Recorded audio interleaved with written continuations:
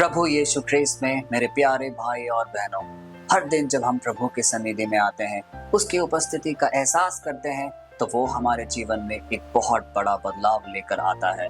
क्योंकि हम एक परिवारजन के रूप में इस प्रार्थना सभा में एक नियमित रूप से भाग ले रहे हैं, उसके वचनों का अध्ययन कर रहे हैं, उसके सानिध्य को महसूस कर रहे हैं, और यह काफी है।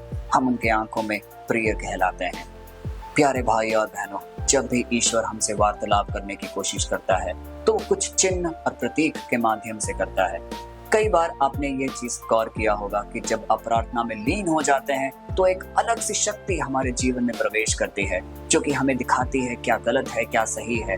हमारे पापों का वो याद दिलाती है, जिससे कि हम पाप स्वीकार करें। हो सकता है कि हमने जो गलत कर्म किए हैं वो बार बार हमारे मन में वो दर्शाती है, क्योंकि वह चाहता है कि हमारा आत्मिक स्वभाव एकदम साफ रहे, हम शुद्ध रहें। ये सारी इच्छाएं, ये सारे प्रतीक ईश्वर के द्वारा हमारे जीवन में दिए जाते हैं, और ये कोई और नहीं, पवित्र आत्मा का संचार हमारे पूरे आत्मिक जीवन में प्रभाव डालता है। इसी प्रकार मेरे प्यारे भाई और बहनों, आज का जो वचन जो हम अध्ययन करने जा रहे हैं, जो कि लिया गया है उत्पत्ति ग्रंथ से, अध्याय 14 पद संख्या 18 और 19, वह हमें यह दिखाएगा कि किस प्रकार इब्राहिम अभी एक युद्ध लड़कर आते हैं। उन्होंने 4 राजाओं को परास्त किया है, वो थके हुए होते हैं, लेकिन उसी समय उसी क्षण उनके जीवन में पिता परमेश्वर असंख्य वरदानों का एक बहुत बड़ा आशीष देते हैं, जिससे कि उनका जीवन पूरी तरीके से परिवर्तित हो जाता है। तो आइए इस वचन का अध्ययन करें और जानें कि ईश्वर हमें क्या समझाना चाह रहा है। उत्पत्ति ग्रंथ अध्याय 14 पद संख्या 18 और 19 में यह लिखा गया है, तब शालेम का राजा मेल्किसेदेक रोटी और दाखरस लेकर आया। वह परम प्रधान परमेश्वर का याजक था, और उसने इब्राहिम को आशीर्वाद दिया और कहा, इब्राहिम को परम प्रधान का आशीर्वाद मिले, स्वर्ग और पृथ्वी के रचयिता का, और धन्य हो परम प्रधान परमेश्वर, जिसने तेरे शत्रुओं को तेरे हाथ में कर दिया। प्यारे भाई और बहनों, आज का वचन का हम गहन अध्ययन करना चाहते हैं, तो इसके पूर्व क्या घटित हुआ उसका भी जानना अनिवार्य है। क्योंकि इब्राहिम अभी एक युद्ध लड़कर आए थे। उन्होंने 4 राजाओं को परास्त किया था और लूत को भी छुड़ाया था। स्वाभाविक है वो थोड़े थके हुए होंगे, लेकिन उस थके हुए एहसास में पिता परमेश्वर ने उनके लिए एक बहुत बड़ा वरदान की तैयारी की थी, क्योंकि मेल्किसेदेक नामक राजा उनके सामने आने वाले थे। वो एक पवित्र चिन्ह के रूप में, क्योंकि वो सालेम के राजा थे और एक याजक थे पिता परमेश्वर के, वो उनके सामने आते हैं रोटी और दाखरस लेकर, और उनके ऊपर एक आशीष की प्रार्थना पढ़ते हैं, और इब्राहिम का जीवन बदल जाता है। प्यारे भाई और बहनों, कुछ इसी प्रकार पिता परमेश्वर हम सबके जीवन में दखल देते हैं। हो सकता है कि आज का जीवन बहुत ही कष्टमय हो, हम पीड़ा में हो, हम दुख के सिचुएशन में हो, लेकिन पिता परमेश्वर हमें कभी खाली नहीं छोड़ता, हमें कभी निराश नहीं देखता। इसीलिए वो सही समय का इंतजार करता है। हो सकता है कि आज हम अपने बोझ के तले, अपने कामों के तले हम थके हों, लेकिन ईश्वर उसी मौके पर हमारे जीवन में कई चिन्ह के रूप में, कई प्रतीकों के रूप में हमारे जीवन में एक बदलाव लेकर आता है, और यही है उसका प्यार हम सबके लिए। क्योंकि आज जब हम देखते हैं कि मेल्किसेदेक इब्राहिम के सामने रोटी और दाखरस लेकर उपस्थित होते हैं और उनके ऊपर एक आशीष रूपी प्रार्थना भी पढ़ते हैं, तो यह जानना भी अनिवार्य हो जाता है कि मेल्किसेदेक का और कहाँ वर्णन है पवित्र ग्रंथ में। अगर हम पढ़ें हिब्रू में अध्याय संख्या 7 में यह लिखा गया है कि जिस प्रकार यीशु ख्रीस्त एक अनंत काल के याजक थे, उसी क्रम में मेल्किसेदेक भी आते थे। और फिर भजन संहिता में अध्याय 110 पद संख्या 4 में यह लिखा गया है कि मेल्किसेदेक एक अनंत काल के याजक थे। ये सारी घटनाएं, ये 4 सारे चिन्ह हमें इस बात की ओर दर्शाते हैं कि पिता परमेश्वर अनेक हमारे सामने प्रतीकें खड़ा करता है, क्योंकि वह ये देखता है कि हमारे जीवन में जितने कष्ट हैं, परेशानियां हैं, उसका निवारण कैसे हो। सही समय में सही वक्त पर वो दखल देता है, जिससे हमारा जीवन परिवर्तित हो जाता है। लेकिन इन सब के होने के लिए, इन सब को सार्थक करने के लिए हमें अपना जीवन प्रभु के अनुरूप बनाना होगा, उसके वचनों का निरंतर एक नियमित रूप से अध्ययन करना होगा। तब हम ईश्वर के प्रिय कहलाएंगे, और वह हमारे जीवन में जरूर दखल देगा, हमारी सारी वरदानों से हमारा जीवन भर देगा और हमें चंगाई प्रदान करेगा। तो दूसरा महत्वपूर्ण पड़ाव जब हम पढ़ते हैं कि मेल्किसेदेक अपने साथ रोटी और दाखरस लेकर आते हैं। यदि हम गौर करें तो पूरे पुराने व्यवस्थान में कहीं भी हम रोटी और दाखरस का वर्णन नहीं देखेंगे, उनका उच्चारण नहीं देखेंगे, लेकिन ये पहली बार घटित हुआ है जब मेल्किसेदेक अपने साथ रोटी और दाखरस लेके आते हैं।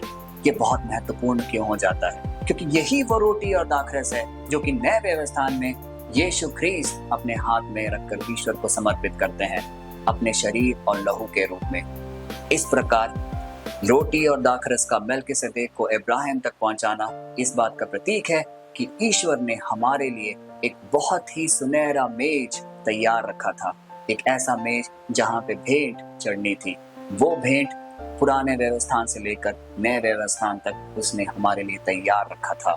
यह है पिता परमेश्वर की तैयारी हम सबके जीवन में। हर चीज जो हमारे जीवन में होती है वो पहले ही सुनिश्चित होती है और वो हर तरीके से प्लान्ड होती है। इसीलिए आज यदि आप अपने आप को कष्ट में देख रहे हो, किसी भी पीड़ा में देख रहे हो, आपकी प्रार्थनाएं पूरी ना हो रही हो या आपके मतलब कई साल कई वर्ष ले रहे हो पूरे होने के लिए, आप निराश ना होएं, हम हताश ना होएं, क्योंकि पिता परमेश्वर हमारे लिए एक बहुत ही सुनहरा वरदान तैयार कर रहा होगा जो कि हमारे आने वाले समय में हमारे जीवन को पूरी तरीके से परिवर्तित कर देगा। इसी विश्वास, इसी दृढ़ संकल्प के साथ हमें हर दिन हर रोज प्रभु ईश्वर के सम्मुख उपस्थित होना है। आज के वचन से हमें इस बात का भी ध्यान होना चाहिए कि जब इब्राहिम के सामने एक वरदान के स्वरूप मेल्किसेदेक उपस्थित हुए रोटी और दाखरस लेकर, तो वो एक युद्ध लड़कर आ रहे थे, वो थके हुए थे। तो इस बात का प्रमाण है कि जब भी हम मुश्किलों में होते हैं, दिक्कतों में होते हैं, उसके बाद हमारे जीवन में एक बहुत बड़ा बदलाव आने की चेष्टा हो सकती है, एक बहुत बड़ा बदलाव आने की एक चिन्ह हो सकता है। जिस प्रकार इब्राहिम ने कभी नहीं सोचा होगा कि अभी अभी वो युद्ध लड़कर आए हैं, 4 राजाओं को परास्त किया है, वो थके हुए हैं और उसी समय उनका जीवन परिवर्तित होने जा रहा है, क्योंकि मेल्किसेदेक उनके ऊपर आशीष की प्रार्थना पढ़ने जा रहे हैं पिता परमेश्वर की कृपा के द्वारा। उसी प्रकार हमारे जीवन में भी यदि हम आज थके हुए हैं, यदि हम आज अलग अलग परेशानियों से जूझ रहे हैं, तो ईश्वर अपना सानिध्य हम सबके जीवन में दिखाएगा और हमारा जीवन परिवर्तित होगा। यह है हमारा विश्वास पिता परमेश्वर के ऊपर। अंततः इस वचन के अंत में एक बहुत बड़ी सीख छुपी हुई है, क्योंकि अंत के लाइनों में यह लिखा गया है, और धन्य हो परम प्रधान परमेश्वर जिसने तेरे शत्रुओं को तेरे हाथ में कर दिया। धन्य हो परम प्रधान परमेश्वर जिसने तेरे शत्रुओं को तेरे हाथ कर दिया। इसका मतलब यह है कि इब्राहिम अभी अभी एक युद्ध लड़कर लौटा है, उसने 4 राजाओं को परास्त किया है, निश्चय ही उसने अपना शक्ति और पराक्रम उन सब के सामने दिखाया है। लेकिन मेल्किसेदेक इस बात का अनुभव उनको कराते हैं कि तुमने अपनी काबिलियत से नहीं, तुमने अपनी क्षमता से नहीं, पर पिता परमेश्वर परम प्रधान की कृपा और अनुकंपा से तुम्हारे सारे शत्रु तुम्हारे हाथ कर दिए गए हैं। इस प्रकार वो हमें इस बात की ओर दर्शाता है कि जो भी कुछ हमारे जीवन में घटित होता है, चाहे वो अच्छाई हो या बुराई हो, चाहे जितने भी हम अच्छे कर्म करते हो, चाहे कितनी भी ऊंचाई पर हम पहुंचे, हर चीज में पिता परमेश्वर का हाथ होना अनिवार्य है। हमें इस बात का हमेशा स्मरण करना चाहिए कि कोई भी चीज जो हम अपने जीवन में अर्जित करते हैं वो हमारे काबिलियत से नहीं, पर पिता परमेश्वर के सानिध्य से वो उपस्थित है, क्योंकि अकेले हम कुछ भी नहीं, पिता परमेश्वर के साथ हम सशक्त कहलाते हैं।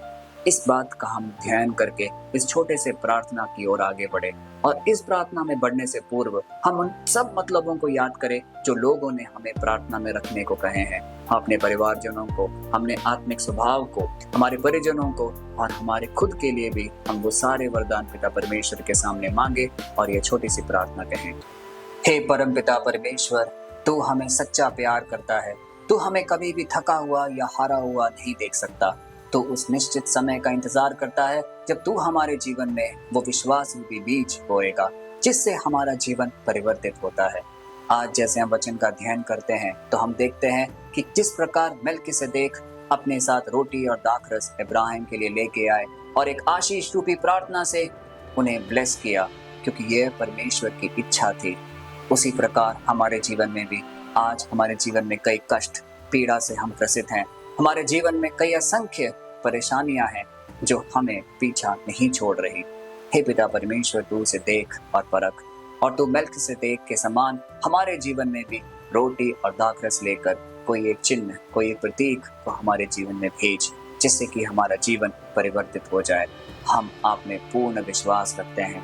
हमारा विश्वास दिन प्रतिदिन एक दृढ़ संकल्प के रूप में बढ़ता ही जा रहा है, क्योंकि हर दिन आपके सम्मुख आपके वचन का अध्ययन करते हैं।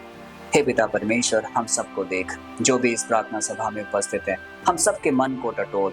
हमारे मन में, हमारे अंतरतम में जो भी ऐसी इच्छाएं हैं जो अब तक पूर्ण नहीं हुई है, वो आपकी कृपा और अनुकंपा में पूरी हो। यह प्रार्थना हम करते हैं अपने शक्तिशाली पिता परमेश्वर के नाम पर, आमीन।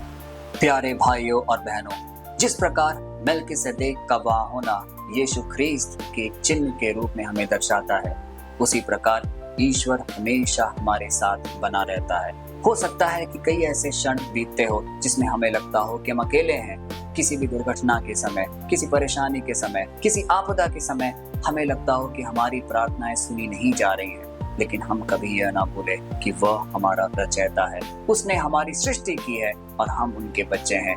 एक पिता अपने बच्चों को कभी नहीं भूलता। वो हमें हर वह आशीष देगा जो हमारे जीवन में जरूरी है, लेकिन तय समय पर, तय क्षण पर। तो आइए हम सब अपना विश्वास उनके ऊपर दृढ़ रखें, हमेशा उनसे जुड़े रहें और उनसे वार्तालाप करने की हमेशा कोशिश करते रहें। इस प्रार्थना सभा में एक नियमित रूप से हम भाग लें। इस प्रार्थना सभा को कई लोगों तक पहुंचाएं, क्योंकि जिन जिन व्यक्ति को हम इस वीडियो को पहुंचाते हैं और वह ये इसे खुलकर सुनते हैं, उनका जीवन भी परिवर्तित हो जाता है और हम एक बड़े प्रेरणादायी कार्य के भाग बनते हैं। कल फिर मिलते हैं, तब तक के लिए पिता परमेश्वर के नाम पर आप सबको समर्पित करते हैं, यीशु के नाम पर, आमीन।